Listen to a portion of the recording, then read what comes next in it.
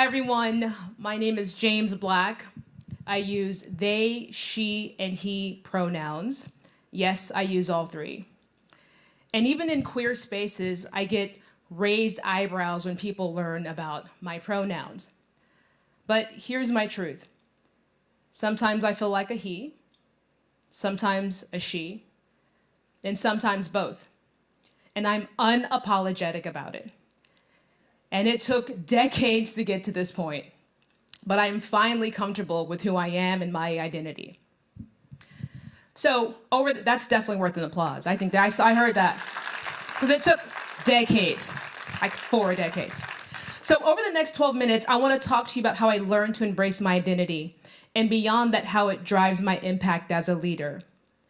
But at the core of this talk, this is about queer self-love, and how fully embracing your identity can unlock your special sauce, your gift to the world, your leadership call to action.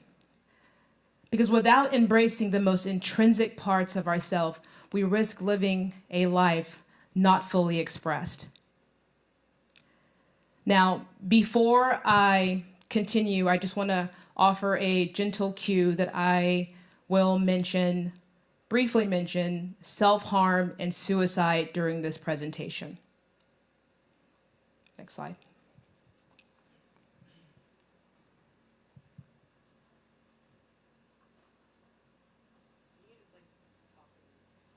There you go.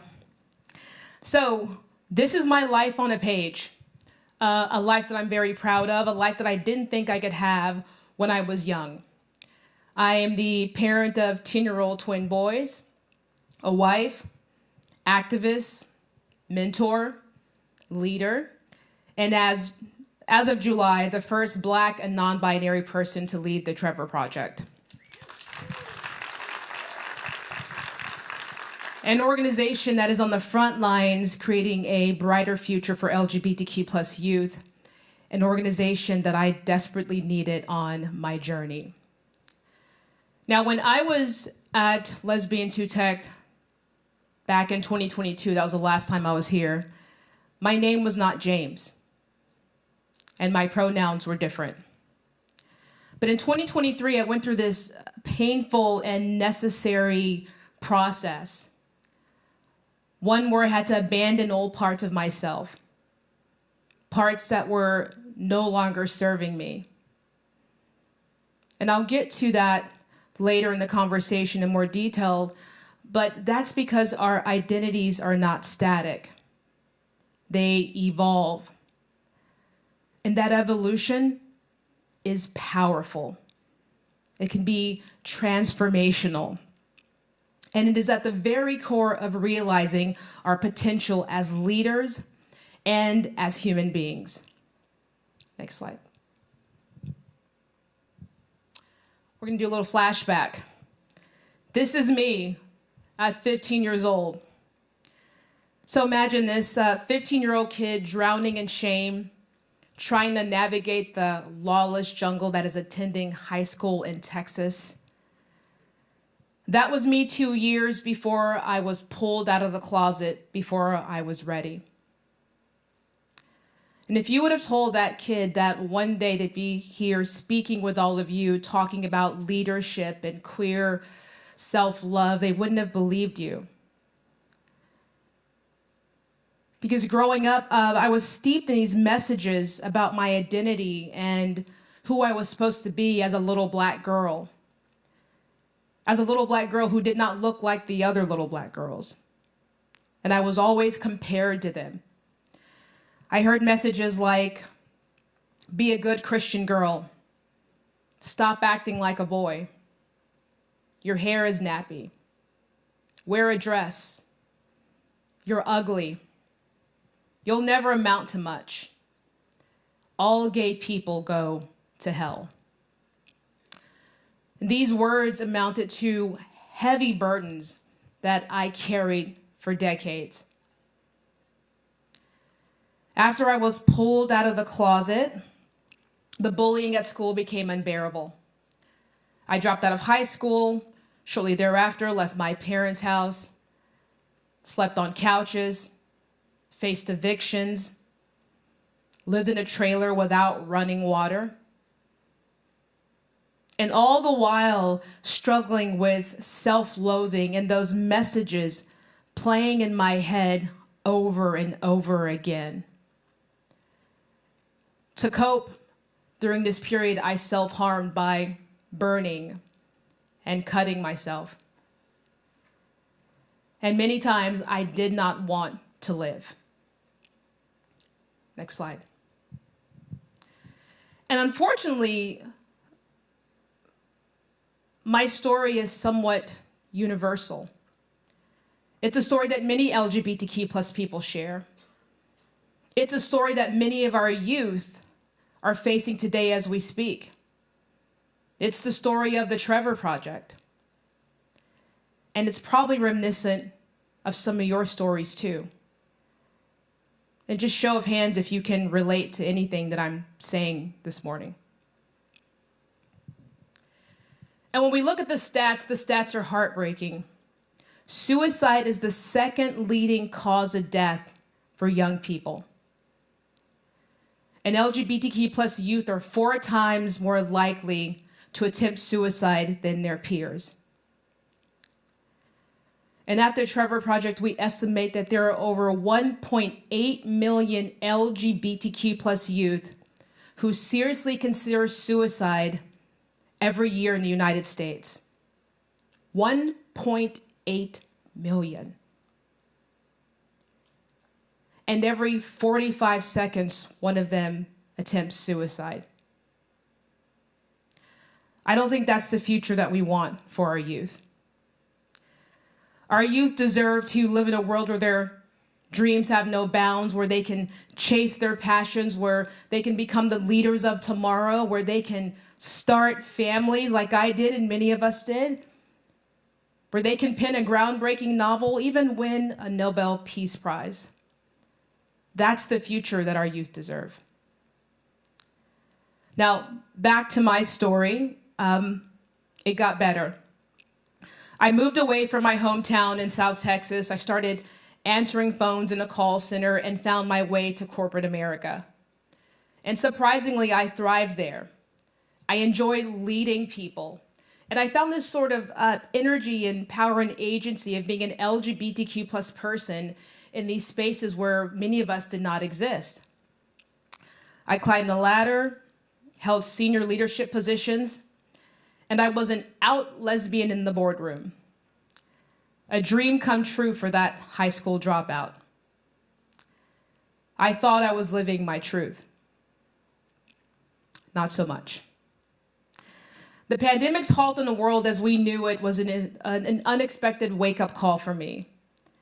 And I had to ask myself, was I really using my adversities, my story, my identity, my lessons to make an impact in the world, the impact that I wanted to make in the world? And the answer was no. So I took a risk. I left corporate America to jump into LGBTQ plus activism full time. Next slide. So in 2021, after I left corporate America, and I call that period of my life COVID clarity, by the way. Anybody have some clarity during COVID? Right. It provided so much clarity. And, you know, I'll have to say that many people thought that I was crazy for leaving. And I actually thought at some point that I was too. I mean, how could someone who was a high school dropout, who never thought that they would end up in boardrooms and senior positions at organizations like Charles Schwab and Northrop Grumman, how did I end up there and then decide to leave? But really, it was all about authenticity and living my true self. So that happened in 2021. And in 2021, I became the first Black CEO of Family Equality. Family Equality is the leading national organization for current and future LGBTQ plus families. And for the first time in my career, my work aligned perfectly with my values and my passions, and it was surreal. And now I have the blessing and the privilege to lead the Trevor Project, to drive the organization that I needed as a child. I think about that picture you just saw, my 15-year-old self. I think about all of the LGBTQ plus youth dragged into the spotlight in this political landscape, their very existence debated. And I am more committed than ever to create a world where they can thrive. And the way that the Trevor Project was responding to the suicide crisis, which has been exacerbated by the unprecedented attacks, is with both prevention and intervention programs. And this slide here, just in a nutshell, this slide explains how our key programs are all working in tandem to one day end suicide among LGBTQ plus young people. It's an ambitious, but I think achievable goal.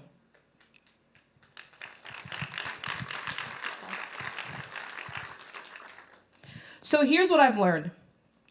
When we make space for who we are at our core, when we practice queer self-love, when we explore what's beneath the surface, that's when we can be our most powerful, our most impactful.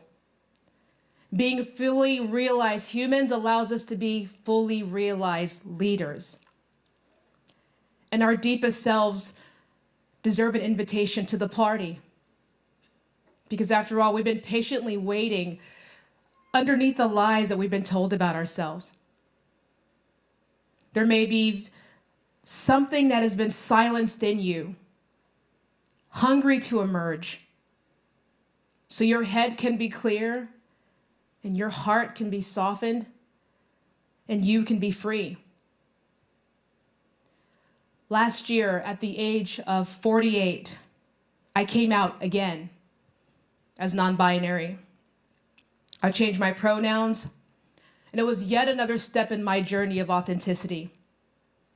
And let me tell you, it made me a better leader, a better partner, a better mother, a better me. Your identity is your impact, and it's ever evolving.